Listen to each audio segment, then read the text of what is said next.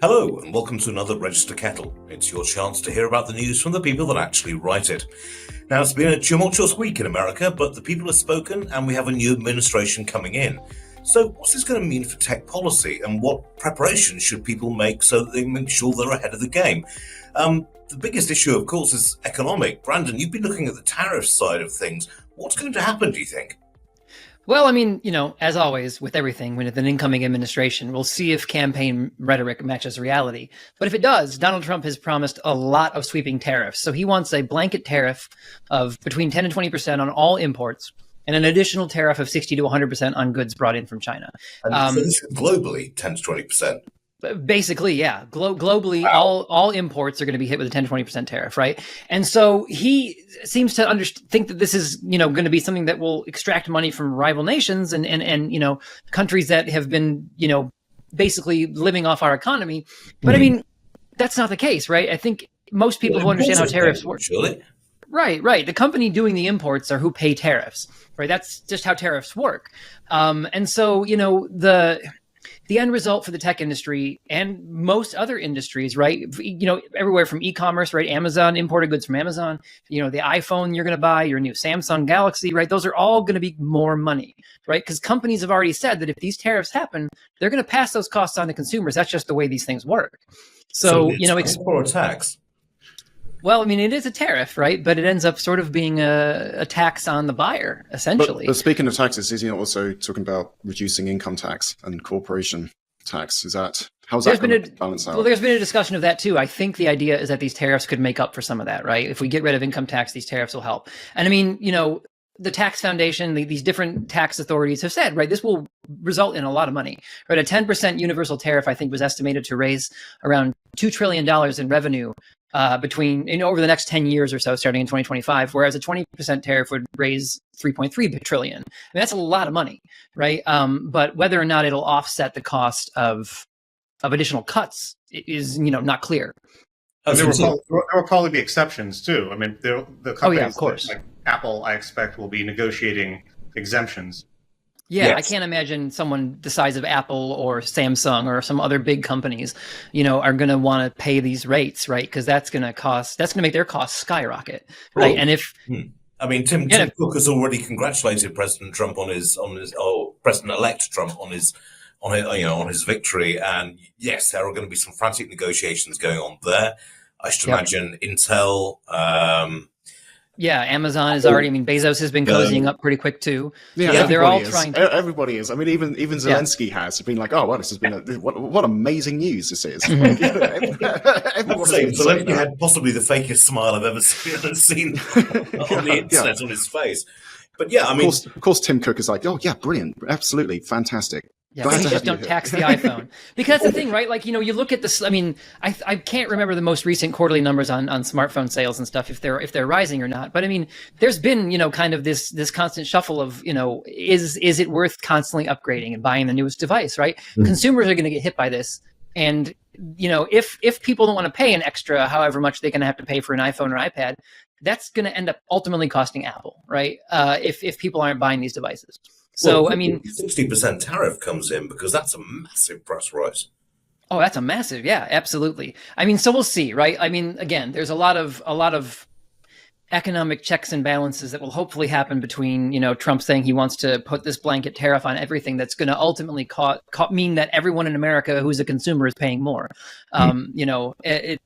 We'll see, right? With a lot of stuff that this has been proposed again. Suddenly, a lot of companies are suddenly going to have a sudden renewed interest in their rest of the world customers. It's not a case of like, oh, America's our home, is our home audience, and then everywhere else is just sort of a bit of a bonus. I can see been a bit of a shift there. Suddenly Apple takes a lot more interest in Europe. Oh, but at the same time, while Europe is kicking Apple's ass. So it's, it's going to be interesting. That's another aspect of that is, what happens to EU specific rules if you have a very aggressive government pushing back in the US against that. I mean, the EU may not want to fine, Apple under the DMA or things like that if, Trump is threatening retaliation. So it could change a lot of different It's going to be really interesting to see how the sort of economics of international trade, especially in the tech industry, change, in the next few years. If these tariffs happen. Yeah, I mean, if the the US introduces tariffs, then the logical consequence of that is that other countries will introduce tariffs on American goods. So get the money back somehow from there. And living down here in, I live in bourbon country, right, in the central United States here in Kentucky. And I mean, there's been a lot of talk about how so much of the bourbon industry makes its money on exports. And there's a lot of concern amongst the bourbon folk right now that if, there's retaliatory tariffs, right, they're going to lose out on a lot of money. And that supports a lot of the economy around this part of the country. Same thing with the farming sector as well. But I mean, on the tech front, if you're an IT buyer and you were thinking about upgrading your network or maybe upgrading your client systems so they can handle Windows 11 or Windows 12, now seems to be the time to buy. Yeah.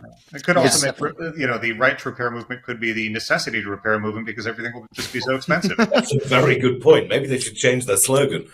I mean, the problem is you just cannot buy. I was looking into this for an article a couple of weeks ago, and there is very little technology that you can buy that's actually made in the US from US parts. I mean, Librem maybe for the laptops and the mobiles, but it's a really niche market. Samsung shouldn't be too bad because, Korea makes most of the parts themselves. But for networking gear, for systems, for servers, it's looking like we're going to see a pretty big price hike. Yeah, a lot of that stuff comes from China, right? I mean, yeah, and it's not like Vietnam or Malaysia or anyone else can step in to fill the gaps. But I mean, we are facing an increasingly complicated geopolitical world. And I mean, Tom, you've been looking at Taiwan and various other areas. We are in, the CHIPS Act there's been a lot of fluff and nonsense about it, but, they are at least trying to bring processors home. What's this going to mean in terms of the geopolitics of technology? What are we going to see? It's very interesting and very uncertain, but I think, one really worrying sign is the report just out, I think it was yesterday, out of the South China Morning Post that SpaceX had told suppliers in Taiwan to relocate their facilities, which suggests that there's concern about the, ongoing viability of Taiwan as a trade partner. Now, who knows what that means, but it sounds like, someone at SpaceX is thinking maybe the Trump administration is not going to come and, defend China or defend Taiwan as aggressively from, potential aggression as they might hope. And that could really change things. I mean, if TSMC is, starved of resources, what happens to the global supply chain? I mean, that has major implications. We've already seen that, what happened, right? 4 years ago now. I'm forgetting it was that long ago. Yeah. Right. The pandemic really showed us what can happen when even partial interruptions occur. Right. I mean, Intel may, ultimately be the beneficiary of this. I mean, if there's, more conflict in the, in the seas in Asia, U.S. chip manufacturing may look much more, affordable. I guess I was about to say, what is it for an administration that previously was so anti-China, and then to now just give China exactly what it wants, the island off the off its coast?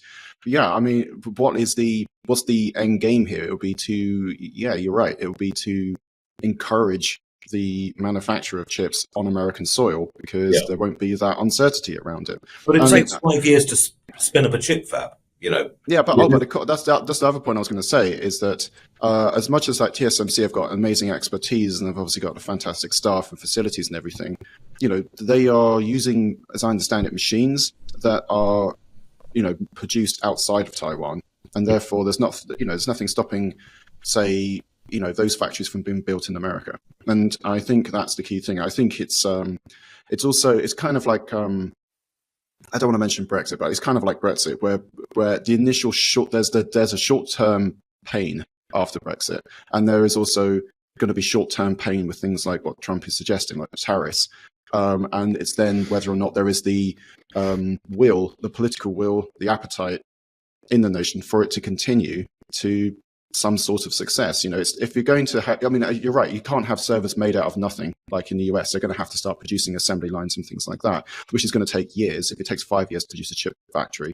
So when do we start to see American manufacturing come through? That's the thing. It's not going to be like, we've put tariffs on, so next week everything will be fixed. Everything. And how much political capital is that going to squander for Donald Trump if, it's going to take 5 years to recover from the shock of tariffs, right? If the goal of all these international policies, which like you were saying, Chris, seems like it is, to get everything back within the United States, well, that's, it's a noble goal, right? I think it's one that we should say, hey, this is not a bad idea, right? We could use more domestic manufacturing of technology and et cetera. But is there going to be enough political capital and economic goodwill to support that for the several years it takes to ramp that kind of production up? I don't know if there is. 2 years from now, there's a midterm election, right? It's very possible that these tariffs, if they happen quick and they're pinching people hard, then the Republicans could lose control of whatever houses they've gained. Yeah, I mean, part of the reason why he won. I mean, I'm not a political expert, but part of the reason why it seemed he won is because people were upset about how everything was getting more expensive in America. Yeah. Well, I don't know. Let's see what happens over the next couple of years. Yeah. But I mean, also, there's in terms of building up American manufacturing, there's also a regulation issue in that. I mean, we just ran a story this week about, a swarm of rare bees has held up a power plant that's being created for Amazon and that sort of thing. I mean, but the Trump administration is saying they're going to strip out a lot of regulations, make it easier for businesses to start up, make it easier to get this infrastructure built up. Is that actually going to be effective, or are we talking about basically just gutting regulation and hoping for the best? Well, again, right? Go ahead, Thomson. Yeah, I mean, there's also whether you have the sort of economic base to sort of create those new businesses is one thing, but there's also the question of the labor. I mean, like I read recently that the U.S. shipbuilding industry is having real problems producing like large volumes of Navy ships. I mean, we just, we can't produce, say, 10 aircraft carriers in a year because we have a relatively small shipbuilding industry. Where do you get those welders and all the people who you need to make that? I mean, you can't just declare we're now going to build everything here. I mean, a lot of this stuff takes years to, reverse and change. And again, right, like if you decide you're going to hire a bunch of more American employees, if these companies decide they're going to shift their business back to the States and hire Americans to do these jobs, which I'm assuming is Trump's goal, that's going to, again, cause costs to go up, right? If you're having to pay people American wages to do jobs in America, right? There's a reason why there's been such a kerfuffle over moving ships stateside, right? That stuff's going to be expensive to manufacture here. Yeah. And it's going to cause costs to go up, no matter how you swing it. Yeah. No, I mean, there's a famous story of President Obama talked to Steve Jobs about offshoring, and Jobs just said those jobs are never coming back. And he explained quite clearly why. The workers are cheap, they will do what they're told, and they will work extensive hours. And American workers, if labor standards are what they are, then yes, it's going to be a big cost increase. Yep. Yeah. Then there's also, what happens if we do end up, as the administration has said it would, end up deporting a lot of, people who are here maybe illegally, but who are still doing jobs. What happens when those jobs go unfulfilled? Does that have a spillover effect on the rest of the economy? Yeah. Right. I mean, or do they job draft the jobs? I mean, that's the thing. I mean, It's just like, if there aren't people here to do it, what do we do? Outsource? I mean, Chris, you'd be looking at this. I was about to say it's like a finely balanced thing, isn't it? That it's a finely balanced thing in that people have been losing jobs. There have been changes in the job market, partly because of like AI, partly because of the economy.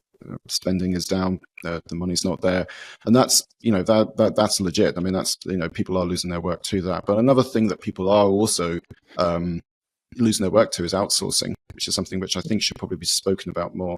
We always assume that a lot of our jobs have been outsourced to India. That seems to be like the usual kind of in the targeting people have in mind, but there are lots of other countries now that look more affordable in terms of hiring people out there. People in Europe, people in UK, people in Canada. So, if Trump if he also curbs outsourcing as he promised, pretty much, he said he was going to give tax breaks and other things to companies that do more in America and not outsource. I mean, that's mainly talking about things like manufacturing, but there's nothing stopping knowledge jobs and IT and tech jobs being included in that. Also, that's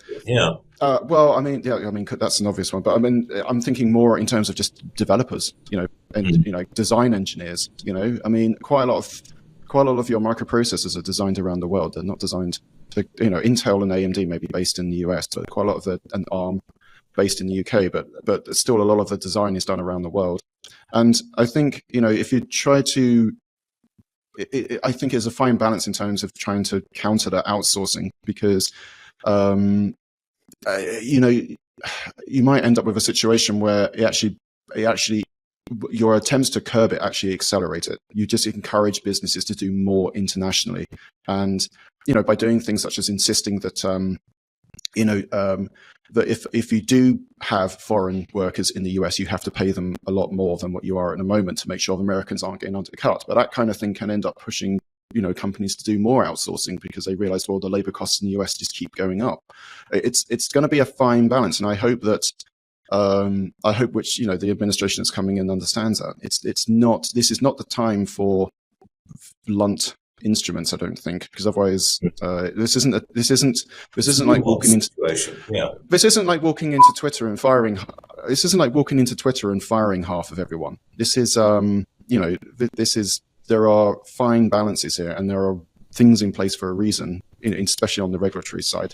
It's interesting. Yeah, I mean, the regulation. This is all very much political, isn't it? Because it's easy to say things like, we're just going to get rid of red tape, as if that's what was holding us back. Red tape. It might, the fact that we might actually need to have quality assurance. It might be that we need to have processes in place so that when people try to jump the queue, try to get their application for whatever the thing they need from the government put to the front of the queue, that other people also in the queue don't suddenly start, challenging that. I mean, there is going to be some regulation that's going to be needed, and you can't just put all of it on the bonfire, because otherwise you're going to find out that, oh shoot, we actually really did need that in place. I had an encouraging interview on the security front about this with the Cybersecurity Alliance people, and they're like, look, when it comes to IT security, it's a bipartisan issue. Everyone recognizes it needs to be fixed. Everyone recognizes the need for it to be there. And I think that's there is going to be that aspect in terms of regulation. I mean, the American ship of state is slow, ponderous sometimes, but it has a hell of a lot of momentum, and it's not going to be shrunk down to the size of a yacht very quickly. Yeah. Just to wind up, then, I mean, generally, are you hopeful for the next 4 years, or apprehensive, or a mixture of both? Someone take the plunge. I mean, we all have. There's the professional and personal level here, isn't there? And some of us are going to have personal. As a legal immigrant, some of us have. 2 of us are immigrants out of the 4-person panel. So 2 legal immigrants and 2 US citizens. Some of us are going to have personal feelings on what's going on. There's also stuff way outside of tech, that's going to happen, which might be preying on people's minds. For me, we've already had 4 years of Trump, so I guess we'll have another 4 years. And the sky didn't fall, so I can't. Yes, but that was for different reasons. I don't think he fully controlled all of Congress, and also, I'm not entirely sure he was surrounded by competency the first time round. So things might be different. Yeah, I mean, there's plenty of reason to be apprehensive, but there's also, you have to sort of deal with the emergencies when they actually happen, rather than to, think about what could happen. I mean, it's likely that there's going to be a lot of uncertainty and chaos, because a lot of these policies, if they were, sort of developed as shoot from the hip policies, will end up meeting a reality check at some point. And somebody, a Republican senator or someone else will say, hey, that thing you're doing, it, does this and that we don't like, and we have to rethink that. And it's the same with tariffs and everything too, right? This is entirely possible that this sort of stuff, economically, I think I have a good deal of anxiety, right? If these tariffs become reality, right, a lot of people, myself included, and probably all of us here, are going to end up, it's going to hurt our bottom line as individual households, right? So that's worrying. But again, right, there's a robust system of appeals in the United States and court cases that will likely keep this kind of stuff tied up for a long time if enough businesses think it's going to hurt them. And the House has yet to be settled, so there may still be checks and balances in there, and there won't be a complete clean sweep. I mean, there's going to be good things. It's going to be up for the billionaires. Yeah, it's looking up for the billionaires. There are 54 billion in stock price profits the day after the election. We did a story about it, and it was just in one day. It's a good thing. You only had to look at cryptocurrency during the whole election day to kind of see where that was all going. But again, there's going to be good and bad. Taking the fluorine out of water and banning vaccines, bad. I mean, you don't have to even be. That's not even a political issue. That's just bad. Common sense. And then, yeah, I mean, but then things like tackling the transfer of American jobs out of America, not that bad an idea. Every other country would do that, and would try to encourage that. And also curbing things like, illegal immigration. Again, every country talks about trying to curb illegal immigration. So I think, the way that I think we want to approach this, as a publication, and for people listening and watching this and reading this, is that we're just anti-stupid. That's all we are. Yeah. Like if something's proposed that's dumb, then that we think is going to affect our, affect people in a negative way, then we'll call it dumb. But if there's something's proposed and it seems to make sense. Yeah. Yeah, that's how I'm going to approach it anyway. No, let's call it like we see it. But at the end of the day, we've got another 3 months before the new administration comes in. A lot of water to be passed under the bridge before we actually start seeing stuff enacted. So let's keep calm, carry on, and we'll be back in the next week.